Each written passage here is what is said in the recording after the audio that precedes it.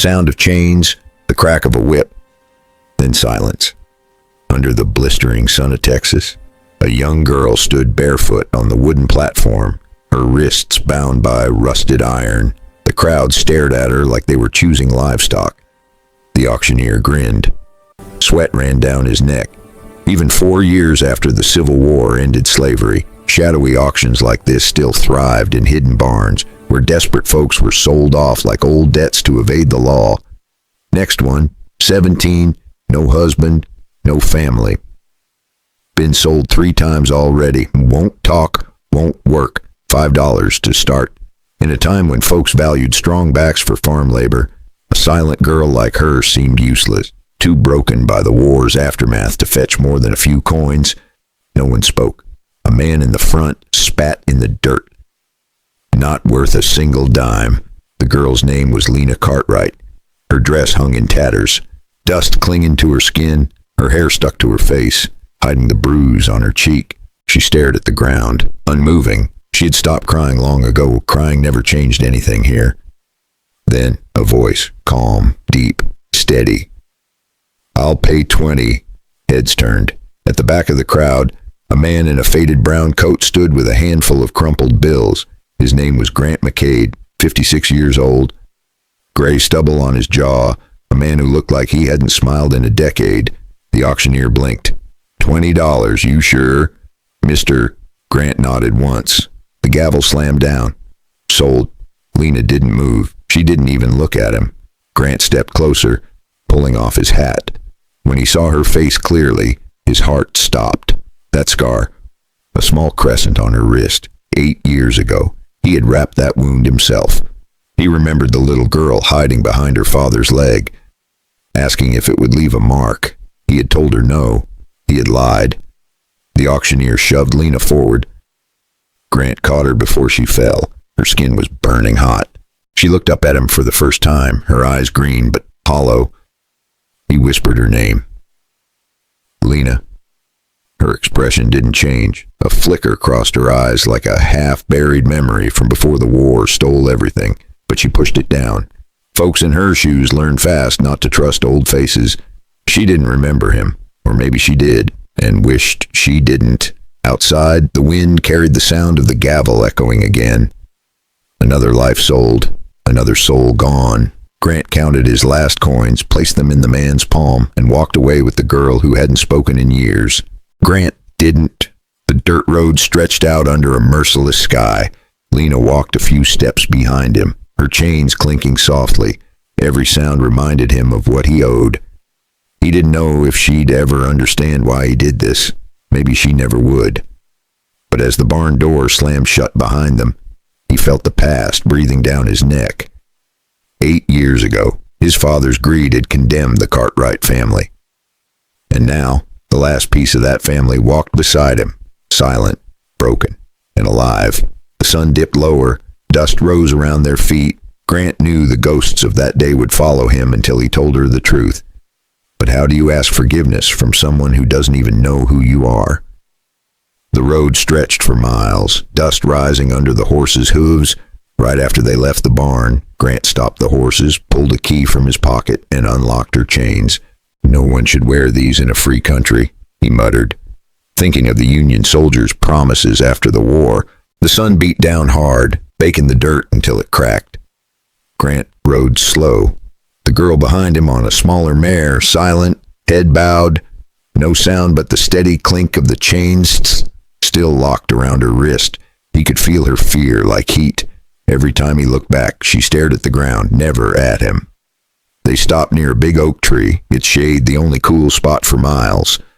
Grant climbed down, tied the horses, and pulled a small canteen from his saddlebag. He walked over, careful not to get too close. "Here," he said softly. She hesitated, watching him like he might strike her. Finally, she reached for it, her fingers trembling. She gripped the canteen tight, her eyes narrowing like she'd seen too many false kindnesses since the war ended, sizing him up before letting her guard drop. She took one sip, wiped her mouth, and then looked straight at him for the first time. Her voice was quiet, but sharp enough to cut through bone. "Guess you got what you paid for," she said. do what you want. Grant froze. For a long moment, he didn't breathe. The words stung worse than a bullet. He knelt down slowly, making sure she could see his hands were empty. "I didn't buy you to own you," he said. "I just didn't want to see them sell you again." She let out a bitter laugh, short and dry. "You think that makes it better?" He didn't answer. There was no answer that would sound right. They sat there in the heat, the silence stretching between them. Grant stared at his boots, the dust sticking to the sweat on his hands. "I knew your family," he said finally. "Your father was a good man. I should have done more when they came for him." Lena turned her face away. Her voice was flat. "Everybody says that after it's too late." The wind picked up. Shaking the branches above them, she stood, still holding the canteen, and started walking back to her horse. Grant didn't stop her. He just watched, knowing he'd earned every ounce of her anger. Grant put his hat back on and followed. The sound of hooves echoed over the hills, steady and hollow, like a heartbeat trying to remember its rhythm. He wondered how many miles it would take before she stopped seeing him as the enemy, or if she ever would. And somewhere in that silence, one thought kept burning. What would she do when she learned the truth? By the time they reached the ranch, the sun was sliding behind the hills. The land stretched quiet and empty, a place where even the wind seemed tired. Grant untied the horses, handed Lena a crust of bread, and showed her the small cabin. "Inside," he said simply.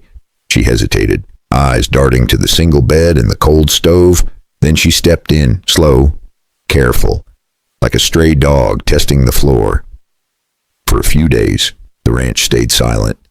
Lena worked without a word, feeding the horses, hauling water, scrubbing the floor until her hands cracked. Grant fixed fences, mended the roof, and tried not to watch her too closely. They lived like two ghosts sharing the same ground. But out here, silence never lasted long. On the third day, 3 riders came up the road. Grant saw the dust first, then the glint of a badge catching sunlight. Sheriff Dalton, the man who had once called himself protector of justice, the same man who led soldiers to burn the Cartwright farm to ash. Dalton dismounted, slow, smirking. "Well, if it ain't Grant McCade." His eyes slid past Grant and landed on the girl standing behind the fence. He squinted at the scar on her wrist, the one from that fateful night 8 years back. And his smirk faded for a split second. Old secrets from the war days didn't stay buried easy in these parts. "Now that's a face I thought I'd never see again." Lena froze. Her knuckles whitened around the wooden rail. Grant stepped between them.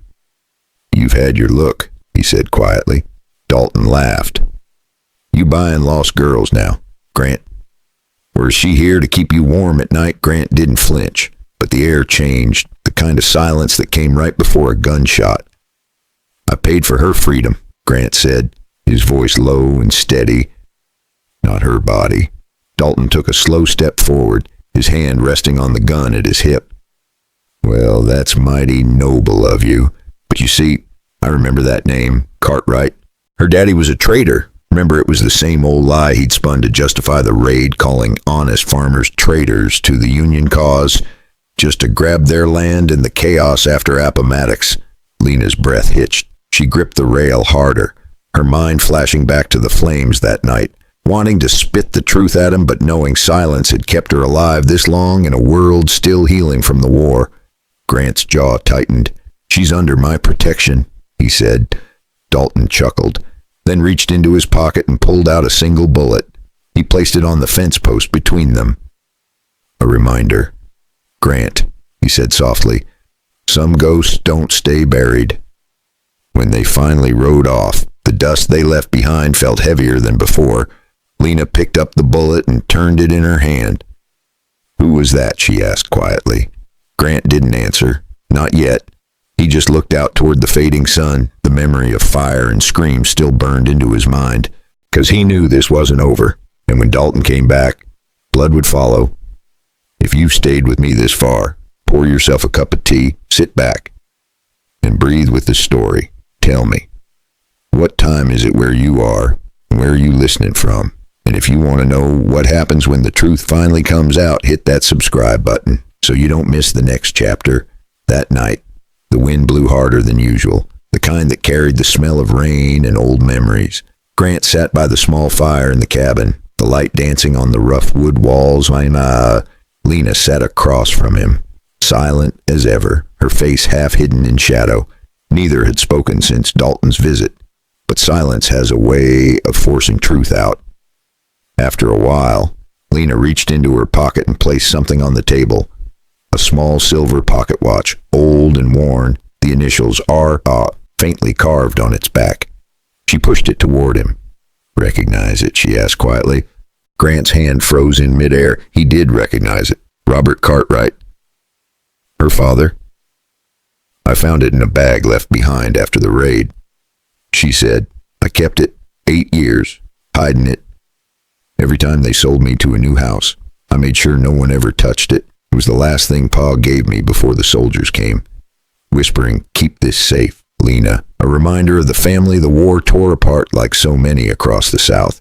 She looked up at him, her eyes sharp but wet. "You knew him, didn't you?" Grant swallowed hard. His voice came out rough. "I did." Lena leaned forward. "Then tell me the truth. What really happened that night?" Grant stared at the flames for a long time. They flickered, twisted, like ghosts dancing. He finally spoke, each word slow and heavy. "My father sold out your family for their land after the war. I overheard him telling the soldiers. I rode to warn your pa, but it was too late. Everything was burning. I was a coward. I lived, and they didn't." Lena said nothing. She reached for the watch and closed her hand around it, her knuckles white.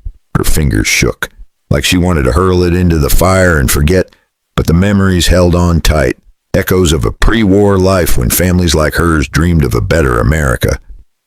"You think telling me this makes it better?" she asked. "No," he said softly. "It doesn't, but you deserve to know who you're standing next to." For a long time, they just sat there, the fire hissing between them, outside. Thunder rolled over the hills, like the earth remembering what they tried to forget. Lena finally spoke again, voice almost a whisper. "If your father did all that, why are you the one carrying the guilt?" Grant looked up, his eyes tired but steady. "'Cause I was there. 'Cause I did nothing. And because I'm still breathing when they're not." The fire cracked once more. Lena looked at him, and for the first time since they met, her anger seemed to falter. Not gone, just cracked, like something inside her was trying to understand. But before she could speak again, a sound broke through the storm outside, the sound of hooves, fast, close. Grant reached for his gun because sometimes the past doesn't knock twice. The sound of hooves faded into the distance, leaving only the crackle of the dying fire. Grant stood by the door, gun still in hand, eyes locked on the rain pouring outside. Lena sat near the hearth, the silver watch still clutched tight.